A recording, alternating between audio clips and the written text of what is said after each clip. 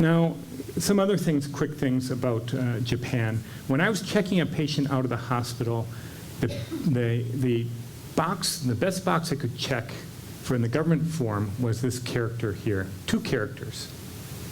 And I didn't think much of it because I wasn't reading the language very well at that time. I was just told, check that box. Okay, I'll check that box. And then one day, I kind of like fell out of my chair. The first character is the character for the verb to control, to govern, to fix, or to cure.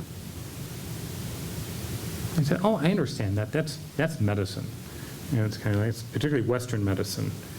The second character, though, is quite stunning. The top left element signifies illness. The middle component is the character meaning to move or bring or convey. And there's that character for heart again. To bring heart to illness. This is the character for to heal. So the best possible box to check is both cure and heal, working together. Both. Not either or, not one. Both are necessary. Neither alone is sufficient. Best box to check. So, all right. So you were here to talk about cancer survivorship and co-survivorship.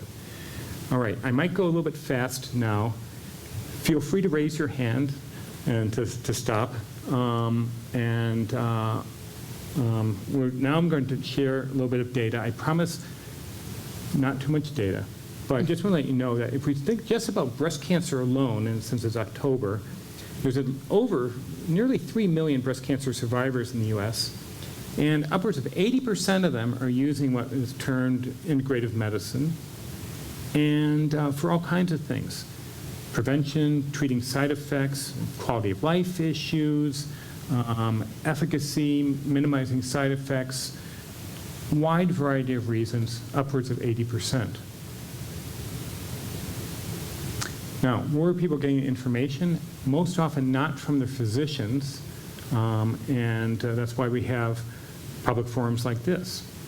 We're all in this together. Let's share what we're learning, and that's why I'm so glad we have the panel here tonight.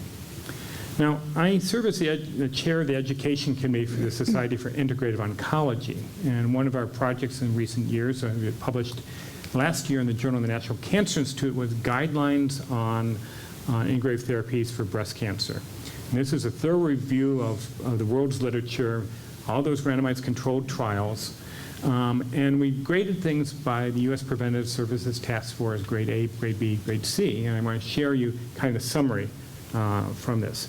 Grade A, that is, there's a high certainty that their benefit is substantial. Substantial, hey, we like that. What constitutes grade A for breast cancer? Meditation, yoga, relaxation with imagery or guided imagery. The evidence is strong enough through multiple trials to say, yes, the benefit appears to be substantial. Wow. Talk about options, logical options to consider. Grade B, at least moderate certainty that net benefit is at least moderate to substantial. Yoga, massage therapy, music therapy, meditation.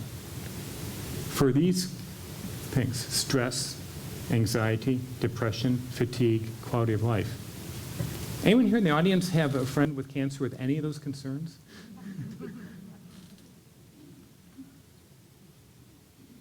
All right. Now, one of the things about randomized controlled trials is sometimes people get randomized to like one thing or another, and they say, oh, I really want the other thing.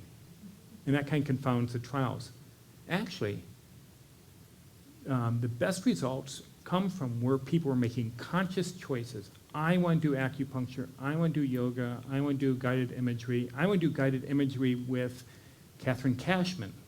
You know, those conscious choices determine outcomes. Now, it's important to know as we think about logical options for people to consider mind-body therapies. And what are these? These are meditation, they're self-hypnosis, they're yoga, qigong, tai chi, relaxation, response. These are all things that, lo and behold, are, wow, low cost. In fact, I think for the most part, one could say these are free, low toxicity, non-invasive, fun, adventure, a new skill to learn, things that can be really good. Now, because this is supposed to be interactive, let's just do something right now. Take we're at halfway point of this talk, but it's an evening, and so those of you who are comfortable standing up, let's have you stand up, and we're going to do a little qigong exercise here. Now, this is an exercise that's about 2,500 years old. If you want to stand up too, but unlike yoga, it involves active sound. And so we're going to want to make an active sound. I call this a movement exercise, a energizing exercise, someone might call it a blowing off steam exercise. This is something because all of us as co-survivors are empaths. We feel the pain of others. And if we take that in and hold on to it, it's stuck.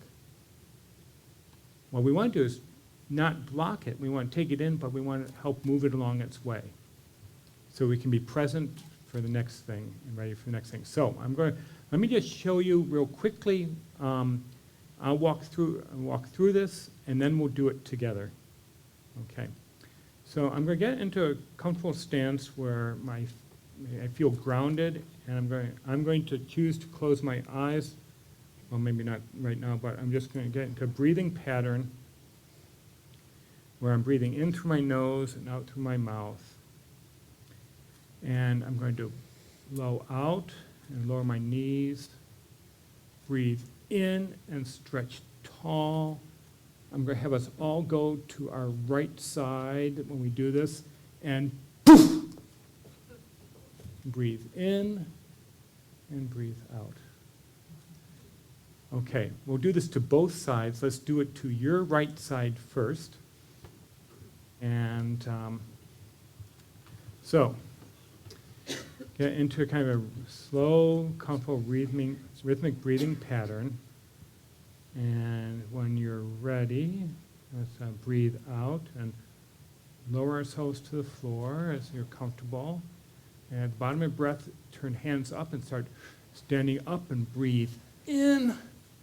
And then go to your right side and poof! Yay. And then breathe in and breathe out. You see, feel flow? Let's do it to the other side. Breathe out and in, and to your left side, and breathe in and breathe out.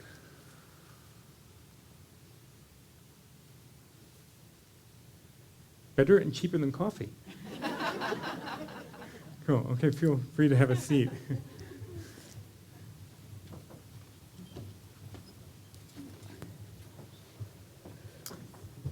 So, low cost, non-toxicity, non-interventionist. The idea is that we have this thing back and forth of calm body, calm mind. It's hard to have a calm mind when the body isn't calm. It's hard to have a calm body when the mind isn't calm. And so the idea about the mind-body exercises is to really kind of just focus on, you can start either way. Calm mind will lead to a calm body, lead to calm mind, calm body.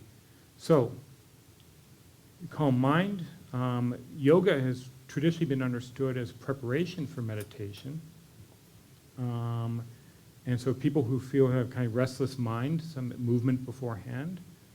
We know there's at least one massage therapist in the room tonight who understands what a calm body can do for allowing for a calm mind. And so different approaches are really important, but I want you to keep this calm body, calm mind in set. It's really important. And of course, guided imagery. Gosh, who wouldn't want to be here? Music therapy. Now, music therapy is not having a musician come to your room and play for you. It's not necessarily putting on an, what do we call these, I something or others. 20th century, I'm stuck. But it actually is therapy. It actually is something that can be very, very powerful to do. Of course, one's spiritual life, prayer, ritual, and the like can bring a calm mind, a calm body. Or if it's enjoying the spectacular world in which we live in, or actual meditation. And there's been so much meditation research done that we can say that, yes, it can work, it can be good. So what can we say from it? Okay, we can say that multiple studies, and when we talk about multiple, we really mean multiple studies now, have showed decreased pain, significant effects on mood, including anxiety, insomnia. We don't necessarily need Ambien, and just generalized stress. Now I have to step back and say, one of the things maybe we'll want to talk about a little bit later is the 5 forms of stress. When I hear stress, I'm just going, stress? What do you mean by stress? Environmental, physical, emotional, spiritual, pharmaceutical, dietary, they all play a role. We can talk about those in more detail. But the nice thing about meditation is the more you do, the better you get. It's a little bit like playing the piano. No one plays the piano first time. It's a whole new skill set. And it's when mind calms, of course, ideas float in. It's a whole new skill set to allow them to float in and to float out. So, a little mind game here. In the next 5 minutes, whatever you do, don't think of an elephant. So what did we learn as kids? Set your mind on a goal and work, work, work. I'm not going to think of an elephant, not going to think of an elephant, not going to think of... Whoops. I wasn't thinking of an elephant before, and now I'm constantly thinking of an elephant. So the idea is kind of not to fight it.